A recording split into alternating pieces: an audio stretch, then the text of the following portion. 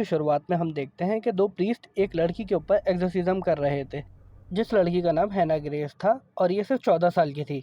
असल में उस लड़की के ऊपर एक पावरफुल डीमन का साया था, जिसकी वजह से वो उसको छोड़ नहीं रहा था। और बहुत बार एग्जोसिज्म करने के बाद वो भी डीमन उसको नहीं छोड़ रहा था। एग्जोसिज्म के दौरान वो एक प्रीस्ट को उठाकर स्टैचू पर मार देती है और वो प्रीस्ट मर जाता है। उस प्रीस्ट को मारने के बाद जब वो दूसरे प्रीस्ट को मारने के लिए उठाती है तो हैना के फादर देखते हैं कि हैना के बचने के चांसेस बहुत कम हैं, तो वो उसके सर पे कुशन रख के उसको मार देते हैं। अब इस सीन के बाद हमें 3 महीने बाद का एक सीन दिखाया जाता है, जिसमें दिखाया जाता है कि एक लड़की है मेगन, जो इस मूवी की मेन कैरेक्टर है, जो वो एक्स एक्स पुलिस ऑफिसर थी। और जब वो पुलिस ऑफिसर थी तो उसके सामने एक क्रिमिनल ने उसके एक दोस्त को उसके सामने गोली से मार दिया, तो जिसकी वजह से वो डिप्रेशन में चली गई।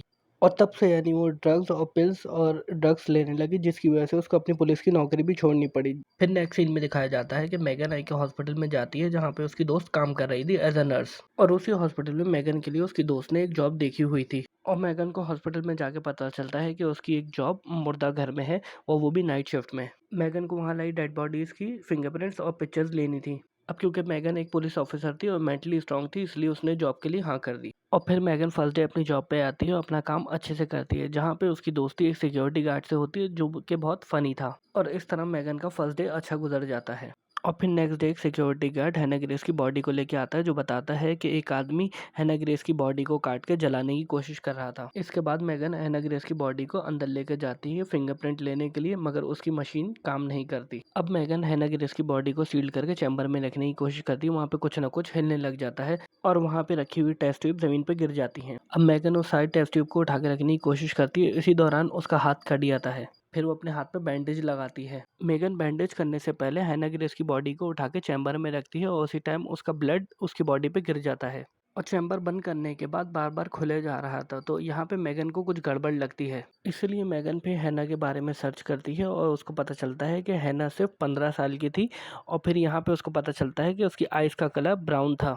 और जब वो हैना की आइज़ का कलर चेक करती है तो हैना की आइज़ का कलर ब्लू होता है। और जब ये सब इन्फॉर्मेशन वो देख रही होती है तो वो अननोन आदमी मुर्दा घर में घुस जाता है और मेगन को पकड़ लेता है और हैना की डेड बॉडी को लेके जाने की कोशिश करता है। और मेगन किसी तरह करके सिक्योरिटी गार्ड को बुला लेती है। तब सिक्योरिटी गार्ड उस आदमी को पकड़ लेते हैं, मगर जाने से पहले वो आदमी कहता है कि वो मरी नहीं है।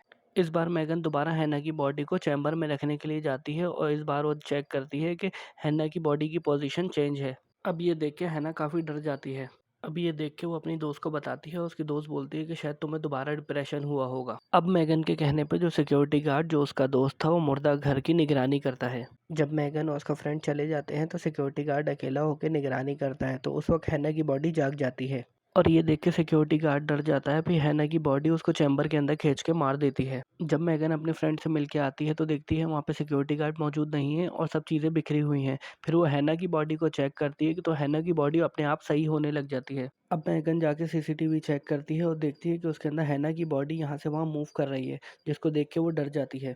और ये सब जाके अपनी फीमेल फ्रेंड को बताती है और उसकी फीमेल फ्रेंड इस बार भी उसका यकीन नहीं करती। और उसकी फ्रेंड जब स्टेयर्स पे से जा रही होती है तो उसके हाथ पे ब्लड गिरता है और साथ साथ उसको कोई स्टेयर्स पे दिखता है, जिसको वो सिक्योरिटी गार्ड समझ के ऊपर देखने के लिए जाती है। और फिर ऊपर आके उसे उसी सिक्योरिटी गार्ड की बॉडी नजर आती है। उसे ही वहाँ पे हैना ग्रेस नजर आती है, जिसे देख के वो काफी डर जाती है और उससे भाग कर वो छत पे आ जाती है। फिर उसके पीछे पीछे हैना भी आ जाती है और फिर उसको हैना हवा में उठा के बहुत बुरी तरीके से मार देती है। अब मेगन जब अपना काम कर रही होती है तो सिक्योरिटी गार्ड एक और बॉडी को लेकर आता है। अब वो गार्ड मेगन से हैना की बॉडी के बारे में पूछता है, तो मेगन उसको सारी बात बता देती है, तो गार्ड उसको तसल्ली देके वहाँ से चला जाता है। अब मेगन के पास उसकी फ्रेंड की कॉल आती है। वो बताता है कि हैना की मौत 3 महीने पहले हुई थी, जिसको सुन के मेगन काफी हैरान होती है और कहती है कि अगर उसकी मौत 3 महीने पहले हुई थी तो अभी तक उसकी बॉडी सड़ी क्यों नहीं। मेगन जब कॉल पे बात कर रही होती है तो हैना की बॉडी पीछे से क्रॉलिंग करती हुई लिफ्ट में नीचे की तरफ जाती है। दूसरी तरफ वो सिक्योरिटी गार्ड अपनी गाड़ी लेके जा रहा होता है, तभी उसकी गाड़ी के नीचे कोई आ जाता है और जब गार्ड चेक करने के लिए बाहर जाता है तो हैना उसके पीछे से आ जाती है और उसे भी मार देती है।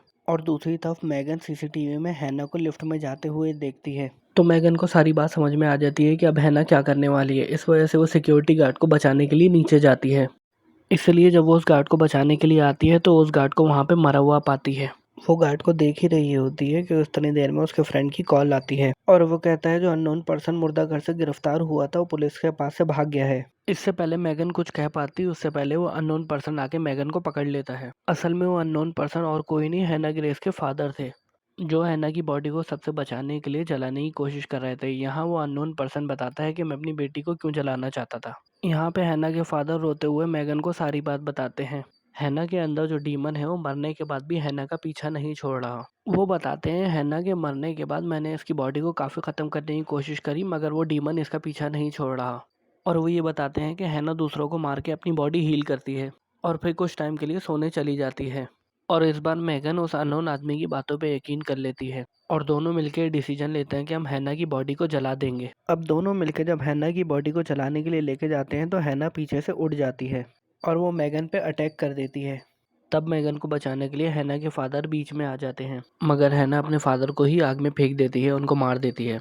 इतने में मैगन हैना से बचने के लिए भागती है और आगे जाके गिर जाती है। इसके बाद मैगन का फ्रेंड भी वहाँ पर आ गया था, क्योंकि काफ़ी देर से मैगन फ़ोन पिक नहीं कर रही थी और इतनी देर में उसको फ़ोन मैगन का पड़ा हुआ मिलता है। उसके बाद मैगन का फ्रेंड मुर्दा घर जाता है और मैगन को आवाज़ लगाता है, तो उसकी आवाज़ सुन के हैना मैगन को फ्रीज़र में बंद कर देती है। और मैगन की आँख जब उस फ्रीज़र में खुलती है तो मैगन काफ़ी डर जाती है। बाहर मैगन का फ्रेंड मैगन को ढूंढ रहा था, जहाँ पे उसको एक सिक्योरिटी गार्ड मिलता है। इतनी देर में मैगन के फ्रीज़र से गिरने की आवाज़ आती है और जब वो दोनों मैगन के पास जाते हैं तो मैगन कहती है कि चलो जल्दी से यहाँ से। तभी वो बच के भाग रहे होते हैं। इतनी देर में वहाँ पे हैना आ जाती है। तभी वो भागने के लिए लिफ्ट की तरफ जाते हैं और उसी टाइम पे हैना आ जाती है और एक सिक्योरिटी गार्ड को मार देती है। तब मैगन का फ्रेंड हैना को मारने के लिए गन उठाता है। तब हैना अपने डिमोनिक पावर से उसके फ्रेंड को हवा में उठा लेती है। ये देख के मैगन काफ़ी डर जाती है। तभी अचानक से मैगन के अंदर हिम्मत आ जाती है और वो अपने फ्रेंड की गन लेके हैना को शूट करने लग जाती है और हैना इंजर्ड होकर ज़मीन पर गिर जाती है, जिससे उसका फ्रेंड बच जाता है।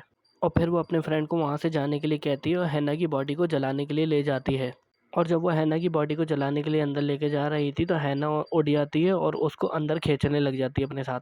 और मैगन अपने आप को छुड़ाकर हैना की बॉडी को पूरी तरीके से जला देती है और तब वहाँ पे पुलिस आके मैगन को रेस्क्यू करती है। और इसके बाद मैगन हमें दोबारा दिखाई जाती है जिसने ड्रग्स और ड्रिंक्स लेना छोड़ दी हैं।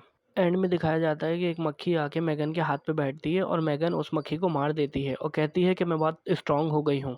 और ये कहानी यहीं पे ख़त्म हो जाती है। Thank you for watching.